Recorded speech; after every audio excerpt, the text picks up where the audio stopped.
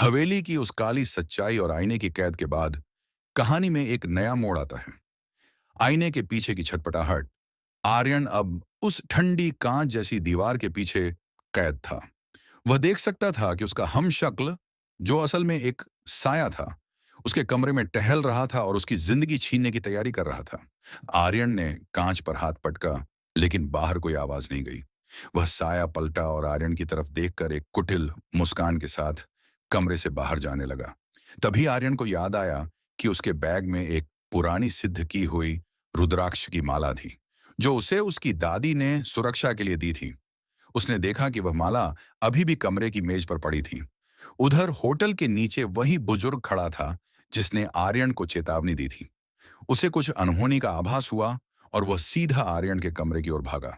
जैसे ही वह साया, नकली आर्यन, कमरे से बाहर निकलने वाला था, बुजुर्ग ने उसका रास्ता रोक लिया। बुजुर्ग ने चिल्लाकर कहा, तेरी आंखों की चमक बता रही है कि तू वह नहीं जिसे मैंने कल देखा था। तू कौन है? साया घबरा गया और उसने बुजुर्ग पर हमला करना चाहा, लेकिन बुजुर्ग ने तुरंत अपने हाथ में पकड़ी हुई गंगा जल की शीशी उस पर छिड़क दी।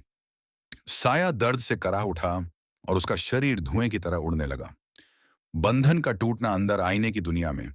आर्यन ने पूरी शक्ति लगाकर मन ही मन प्रार्थना की और अपना ध्यान उस रुद्राक्ष की माला पर केंद्रित किया।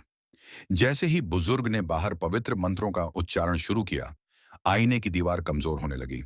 आर्यन ने देखा कि उस कमरे में एक छोटा सा प्रकाश का बिंदु उभर रहा है। उसने अपनी पूरी हिम्मत जुटाई और उस बिंदु पर प्रहार किया। अचानक एक जोरदार धमाके के साथ पूरा कमरा सफेद रोशनी से भर गया। एक नई सुबह जब आर्यन की आंखें खुलीं, वह कमरे के फर्श पर पड़ा था।